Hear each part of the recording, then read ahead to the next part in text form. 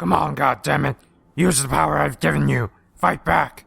His spike-knuckled fist slammed into my bare face, sending me flying through the air and into a nearby tree. Despite the tree's time-hardened and hulking form, I went right through it as if it were merely cardboard. I landed roughly, first getting over some rocks and then tumbling down the slope, coming to rest in a muddy depression several meters away. Entangled in vines and covered in earth and debris, I tossed and turned amidst the muck, terror making me momentarily ignorant to the pain of the thing's Herculean punch. The sound of the air above whipping in response to the sudden appearance of something only served to hasten my limbs. I managed to regain a semblance of physical coordination and untangle myself, and, rising from the ditch, quickly scrambled toward a moss-covered ground. Hiding behind it, I assessed the situation, and quickly came to the grim realization that there was simply nothing I could do, that I'd have to either fight back and hope to somehow win, or let it kill me and hope that the method of death would be quick and painless. The sun, high-resting, brilliant, and unobscured, seemed to be working against me. There were no substantial shadows in which to hide. All was bathed in an almost mystifying radiance. My attacker needed only to fly past the mound to spot me. With panic rattling my heart and stifling my breathing, I searched for something, a rock or log or natural club of some kind, that I could use to strike the thing, even whilst knowing that, regardless of the object, I'd probably not do any significant damage. Earlier, I'd watched it fall from the sky and land on solid rock, cratering the land in the process. A stone, no matter how big, probably wouldn't even scratch it, but still, I had to think of something. A sudden smell, a faint chemical scent of burning, saved me from being bisected by his ocular lasers. I leapt forward, landing flatly on the ground, as a beam of searing hard light swept above me, just barely missing my scalp. Turning around, I saw the top half of the mound slide a few inches askew from its base, the lingering incision molten, the moss thereon aflame.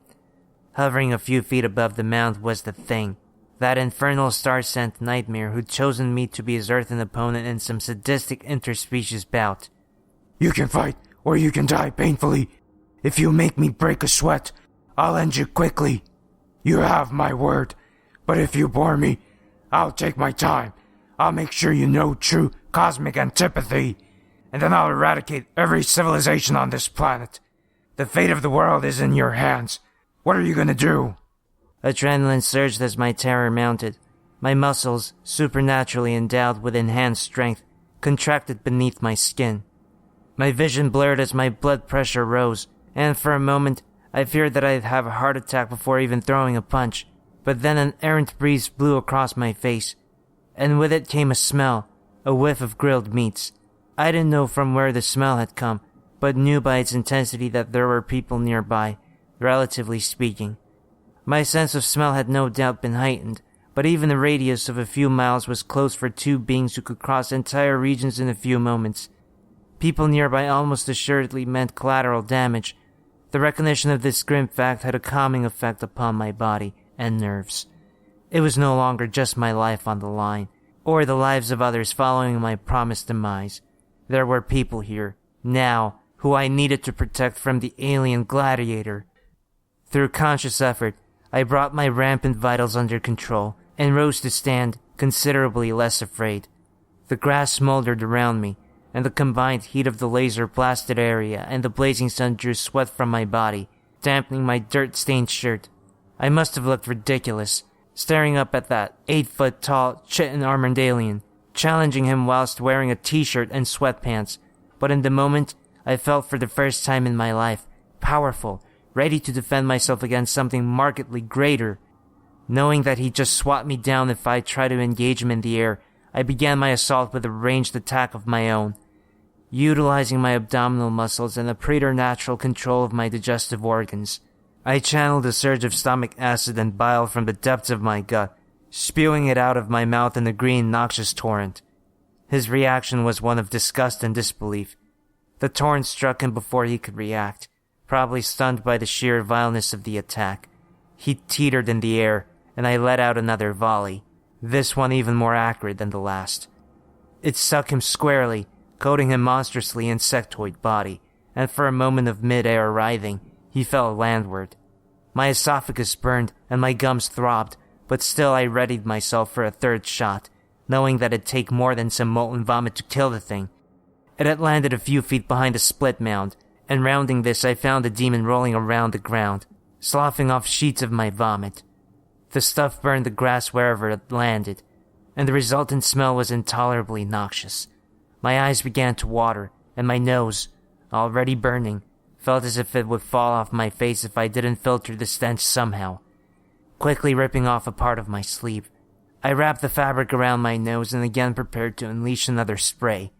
But in the brief lapse of focus, the thing had displaced all of the vomit, no doubt through some hyperspeed motion, and crossed the distance between us in an instant.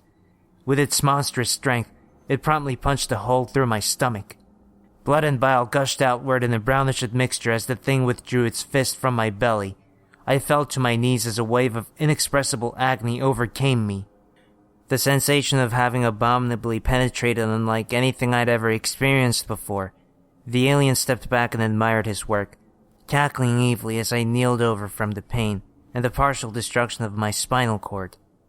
My vision went red and swam, the world seeming to distort and upheave around me. Some instinct, heretofore unexperienced, told me to push that's the best I can describe it, and I complied, hoping that it would stifle the thought, effacing pain. And miraculously, it did. My hands, which I'd brought to my stomach in an effort to keep some of my guts held within my body, suddenly slipped against the flat surface. Looking down, I saw that my wound had closed, that there was only skin, freshly grown and slick mostly with sweat, the only blood present being what had coated my hands and rubbed off. The thought, the instinct to push, had allowed me to rapidly regenerate. Good job! You've mastered one of the most basic abilities of your power set.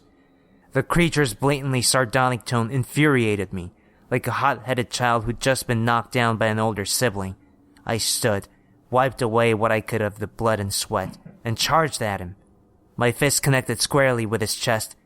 I had hoped to do to him what he'd done to me, put a hole in his body, only at his heart, rather than his stomach. But upon contact with his thickly armored pecs, my hand merely imploded, the fingers collapsing into my palm in a mess of tendon and bone. I cried out, but before my voice could even carry to the treetops, his hand gripped my throat, and I was effortlessly lifted from the ground. Struggling against the strangulation, I tried to kick at him, but his other hand seized my left leg at the kneecap and squeezed.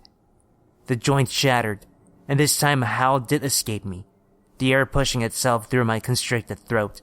He laughed loudly and cruelly, his voice even rising to drown out my own. Dismissively, he then chucked me away like a piece of trash, and I fell face first onto the ground not far from where I'd initially landed following his super punch. My entire body throbbed with twofold agonies of my injuries. Despite my superhuman physical resilience, he was just so much stronger, could inflict more damage than I could physically or psychologically endure. Get up! Heal yourself, or I'll set this entire forest ablaze! His demonic voice, more than the sinister words themselves, gave me the motivation I needed. There was nothing but evil in those tones, an utter lack of humanity.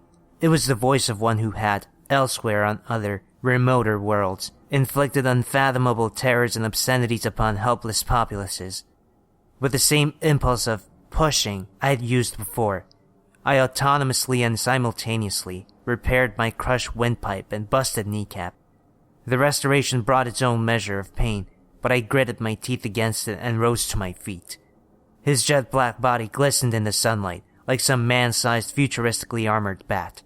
His face, saw-toothed and infinitely ghoulish, gazed at me with an expression of open menace, of satanic mirth. It filled me with rage, horror, and indignation, all at once, and I would have abruptly, and no doubt uselessly, charged at him again. But a memory, providentially recalled, stayed my hand, and I at last realized how I could defeat the superpowered incubus. Earlier in the day, I had been hiking along a well-worn trail, on a short jaunt not far from my home. Whilst rounding a bend in the trail, beside which was a steep cliff, its edge perilously unguarded, I spotted the creature falling from the upper atmosphere, trailing a plume of pitch-black smoke in its wake. it landed at the base of the cliff, cratering the land there, and after only a few moments rose and flew up into the air, apparently having suffered no major injuries from its atmospheric entry. Had I been a little slower to that point in my hike, I would have been spared the subsequent endowment of power and violence, but during his ascent, he had spotted me standing there, dumbstruck, and proceeded to alter his course toward my direction, and thus began the terrifying ordeal. But one thing I hadn't consciously taken notice of, one thing that I only recalled when standing face to face with that dark armored nightmare, was the nature of his flight, the mechanism by which it was achieved. It lacked wings, and seemed to accomplish flight by exerting some sort of telekinetic force upon itself, or, just as supernaturally, by manipulating gravity so that it suddenly became lighter than air in some fashion. Regardless, its body, or rather two small unshielded portions of its lower abdomen, would briefly glow upon the activation of the flight ability. Seeing this, as it prepared to rise again and rain some new power of death upon me, I got the idea to clog those fortuitously unprotected orifices. Just as its savagely taloned feet left the earth, I again summoned from the depths of my bowels a potent surge of bile, this time internally honing and shaping the stream so that it would spew forth precisely, rather than in a great torrential shower. Using my tongue as a divider, the flesh of it naturally impervious to the acidic effects, I split the stream in two, sending dual blasts toward each of the orange-tinged holes in the creature's body. The stream struck true, and the fiend cried out, shocked, agonized. He was immediately grounded, figuratively de-winged. I let up off the oral assault just as I began to feel woozy, probably from having exerted too much of my gastrointestinal energies. The creature writhed on the ground, my bile burning away at its insides. I watched appalled and awed as his chitinous armor expanded, the flesh beneath swelling and inflaming. A moment later, in a great shower of bits and iridescent blood, the thing exploded.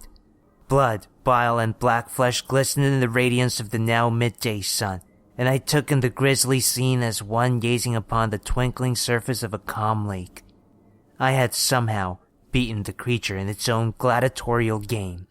I knew that I couldn't simply let the foul remains of that extraterrestrial asshole linger. Who knows what effects the offal might have on the environment, or the boulder carrion animals. So, with one final, all-enveloping spew, I doused the whole area in my acrid bile, melting all evidence of the creature's heinous existence. Toxic smoke soon rose from the dissolving gore, blackening the surrounding leafage and stinging my eyes, so I turned and left. Superpowers were forced upon me, and using them I fought a powerful alien horror and won. Earth is safe, for now.